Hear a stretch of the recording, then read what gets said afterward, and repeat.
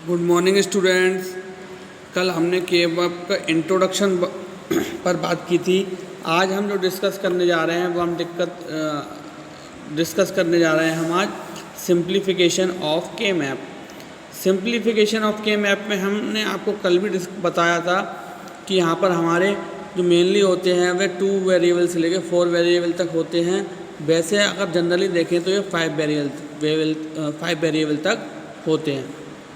तो 2 वेरिएबल के मैप में क्या होता है कि आपको पता है कि यहाँ पर एडजेसेंट सेल्स जो बनते हैं वह 2 की पावर 2 = 4, यानी कि यहाँ पर अगर 2 वेरिएबल हैं तो यहाँ पर 4 एडजेसेंट सेल्स ड्रॉ होंगे। अब हम देखते हैं कि आज हमने यहाँ पर ट्रुथ टेबल को डिस्कस किया है, यानी कि हम देखेंगे कि किस तरीके से हमने ट्रुथ टेबल को डिस्कस यहाँ पर कर रहे हैं। अब आप देख रहे हैं यहाँ पर हमने एडजेसेंट सेल्स ड्रॉ किए, ठीक। उससे फर्स्टली हम क्या करते हैं, यहाँ पर 2 वेरिएबल के लिए हम एक टेबल ड्रॉ करते हैं 0 1 की फॉर्म में, ठीक। तो हमने यहाँ पर देखा 2 × 0 2 × 1 देन 0 1 0 1, ठीक। उसके बाद हम देखते हैं यहाँ पर आप देख रहे होंगे कि यहाँ पर हमने इस तरीके से के मैप ड्रॉ किया 0 1 0 1, ठीक। अब यहाँ पर 0 क्या होता है, कॉम्प्लीमेंट वैल्यू होती है, देन उसको A' दे दिया। देन 1 हमारा सिंपल वैल्यू होती है, उसको A दे दिया। देन यहाँ पर हमारी 0 कॉम्प्लीमेंट वैल्यू हो तो उसको B' दे दिया। देन 1 को सिंपल B दे दिया, ठीक। अब हम इस ट्रुथ टेबल से वैल्यू चेक करते हैं कि हमारी जो नंबरिंग दे रखी है इसमें वह ठीक है या नहीं। अब यहाँ पर 0 पर देखेंगे 0 0, यानी कि A' B' दोनों का कॉम्प्लीमेंट। तो हम देखेंगे A' B' कहाँ है हमारा 0, यानी कि हमारी पोजीशन ठीक है, इसमें जो हमने नंबरिंग की है वह ठीक है। देन 1 पे हम चेक करेंगे 0 1, यानी कि A' B, ठीक। 1 की पोजीशन A' B, ठीक है। देन 2 की पोजीशन 1 0 1 0, B कॉम्प्लीमेंट है तो 0। देन 3 की वैल्यू 1 1 1 1, ठीक। तो हमने देखा कि किस तरीके से हमारा यह नंबरिंग जो है वह ट्रुथ टेबल की हेल्प से हमने चेक की, ठीक। उसके बाद हम आगे देख रहे हैं कि हमारा 2 वेरिएबल के मैप हमारा इस तरीके से ड्रॉ हम करते हैं, ठीक। अब आगे हम देखते हैं, यहाँ पर हम एक एग्जाम्पल डिस्कस कर रहे हैं 3 वेरिएबल के मैप का, या फिर हम 3 वेरिएबल के मैप के बारे में समझते हैं कि यहाँ पर भी देखें आप, हमने 2 की पावर 3 क्या होता जाता है हमारा 8। 2 की पावर 3 के लिए हमने यहाँ पर एक ट्रुथ टेबल ड्रॉ की 4 × 0 4 × 1, देन 2 × 0 2 × 1, देन 2 × 0 2 × 1, देन 0 1 0 1 0 1 0 1, ठीक। इस तरीके से हमने एक ट्रुथ टेबल ड्रॉ की। ट्रुथ टेबल में भी हम क्या करेंगे, देखें यहाँ पर थोड़ा सा चेंज हो जाता है, यहाँ पर 0 1 3 2 0 1 3 2 0 1 3 2 में आप देखें कि यहाँ पर 4 5 7 6, ठीक। कल भी आपको बताया था, यहाँ पर थोड़ा अटेंशन देने की ज़रूरत है आप लोगों को कि नंबरिंग जो करते हैं वो 0 1 3 2, ठीक है, और 4 5 6 7, ठीक। अब यहाँ पर करस्पॉन्डिंग वैल्यू अगर इसकी चेक करी जाए तो 3 वेरिएबल का के मैप है यहाँ पर हमारा।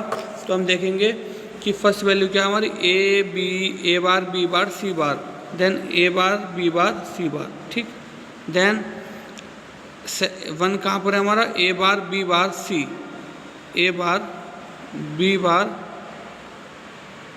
C, ठीक, A bar B bar C।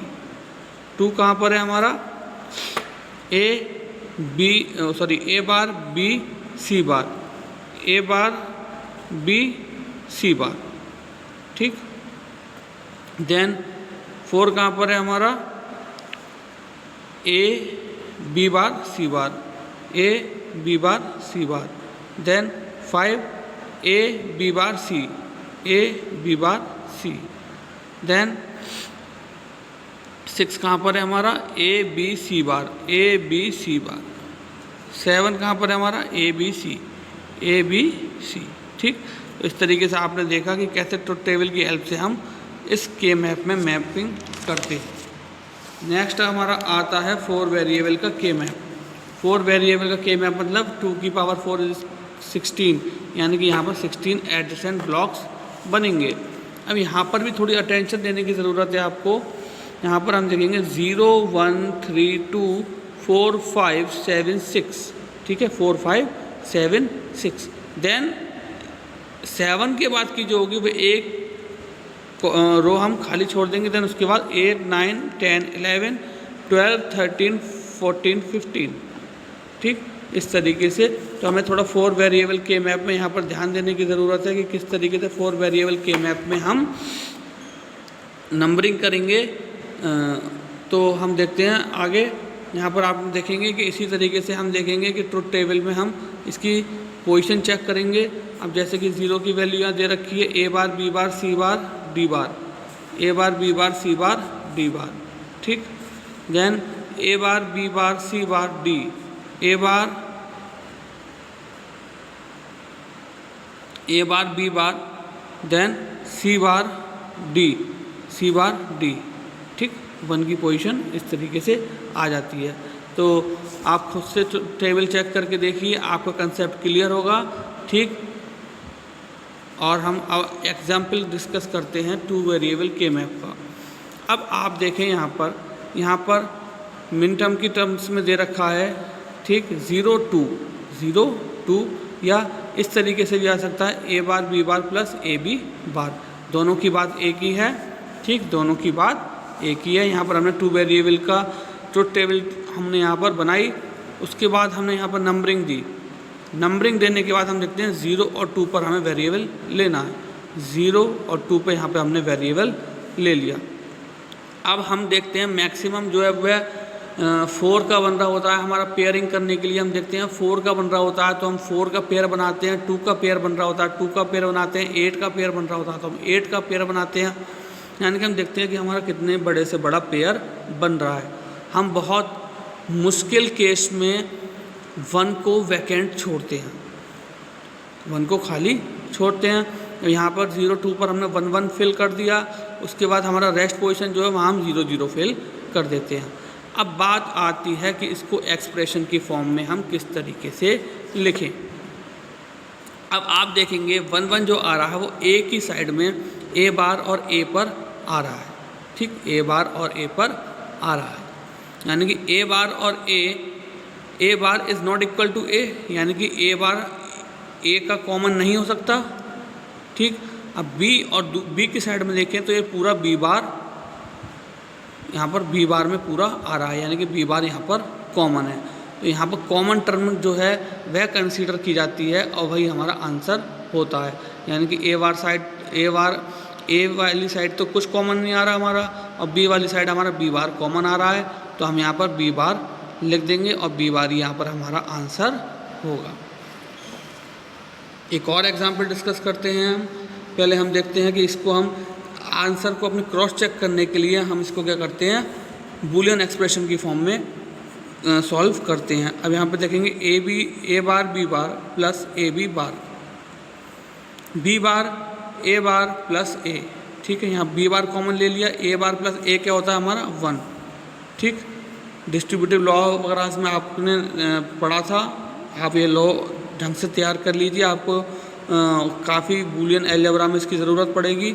Then देखते हैं हमारा B बार बचता है। अब आप सोच रहे होंगे कि ये टर्म कहाँ से आई, A bar B bar plus AB बार। तो मैंने आपको ऊपर ही बताया था कि ये दोनों टर्म सेम हैं। वो कैसे, 0 की पोजीशन क्या है A bar B bar, A bar B बार। 2 की पोजीशन क्या है A B bar, A B बार, ठीक। तो इस तरीके से हम क्रॉस चेक करके अपना आंसर को देख सकते हैं कि हमारा आंसर ठीक है या नहीं। नेक्स्ट एग्जाम्पल देखें आप। नेक्स्ट एग्जाम्पल में यहाँ पर इस तरीके से मैपिंग दे रखी है और हमारा जो है वो 0 1 2 यानी कि 0 और 1 पे और 2 पे हमने ले लिया।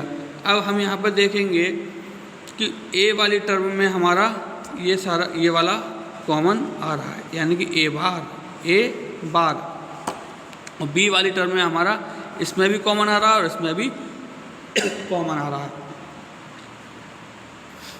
तो यहाँ पर आंसर क्या आएगा, A bar plus B bar. A bar plus B bar. अब बात करते हैं 3 वेरिएबल के मैप की। आई होप 2 वेरिएबल के मैप आपके अच्छे से समझ में आ गया होगा। अब आप ध्यान से समझिए 3 वेरिएबल के मैप को। अब आप देख रहे होंगे यहाँ पे 3 वेरिएबल आ गए हैं, ए बी और सी। ठीक, अब फंक्शन जो दे रखा है हमारा वो सॉल्व करने के लिए दे रखा है A bar B bar plus A bar B bar C bar plus A B bar C bar. ठीक, अब आपने पहले के मैप ड्रॉ किया। के मैप ड्रॉ करने के बाद आपने क्या देखा, ए B bar C bar, A bar B bar C बार, यानी कि यहाँ पर 1 आ गया। Then A B bar C bar, A B bar C bar. ठीक, यहाँ पर हमारा यह टर्म आ गई। उसके बाद हमने इसकी पेयरिंग कर दी। पेयरिंग 2 की हो रही है। यहाँ पर 2 की पेयरिंग होने के बाद देखा हमने कि यहाँ पर हमारा ए वाली टर्म में से कुछ कॉमन नहीं आ रहा, ए वाली टर्म में से हमारा कुछ कॉमन नहीं आ रहा। और बी सी वाली टर्म में ये हमारा टोटल आ रहा है, यानी कि बी सी हमारे बी सी के लिए कॉमन टर्म है। तो यहाँ पर हमारा बी बार सी बार हो जाएगा, क्योंकि बी बार सी बार में पूरा लाई कर रहा है और बी बार सी बार इस पेयरिंग में कॉमन है। अब हम इसे बूलियन एक्सप्रेशन के थ्रू सॉल्व करके देखते हैं। A bar B bar C bar plus A B bar C bar. ठीक, अब यहाँ पर से हमने देखा बी बार सी बार कॉमन है हमारा, तो बी बार सी बार हमने कॉमन ले लिया। Then A bar plus A bar plus ए की वैल्यू 1 होती है। देन बी बार सी बार, यानी कि बी बार सी बार यहाँ पर हमने क्रॉस चेक करा तो हमारा आंसर बिल्कुल ठीक है। एक और एग्जाम्पल है, डिस्कस करते हैं। यहाँ पर देखेंगे 0 2 4 5 6, 0 2 4 5 6। अब आपने देखा होगा कि यहाँ पर इस तरीके से 0 2 4 5 6। ठीक, तो हमने आपको बताया कि हम बड़े से बड़ा पेयर ढूंढते हैं, तो अगर हम इसको इस साइड फोल्ड कर देंगे तो यह 4 का पेयर बन जाता है।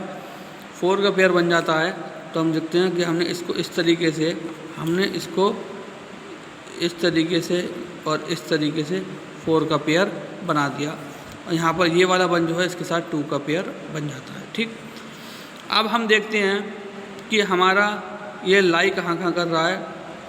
तो ये हमारा ए वाली टर्म में तो आ ही रहा है, फर्स्ट वाला चेक करेंगे तो। देन ए बी बार, यानी कि इन दोनों में से क्या कॉमन है हमारा, बी बार, यानी कि ए बी बार। ठीक, आगे समझ में, ये वाला जो है हमारा 1 1 4 और 5 वाला ये ए में लाई कर रहा है। ठीक, टोटल लाई कर रहा है ए में, और यहाँ पर हमारा बी बार कॉमन आ रहा है इसमें से, तो ए बी बार। अब इसमें अगर बात करें तो यहाँ पर ए में वाली टर्म तो कॉमन आएगी नहीं इन दोनों में। ठीक है, 4 वाली पेयरिंग में। देन हम इसमें देखते हैं बी बार सी बार, देन बी सी बार, यानी कि सी बार कॉमन है हमारा, तो सी बार यहाँ पर आ जाएगा। ठीक, तो इस तरीके से ये हमारी कॉमन टर्म आ जाती है और ये हमारा आंसर होगा। आई होप के मैप आपको आज अच्छे से समझ में आया होगा। Okay, thank you very much, have a nice day.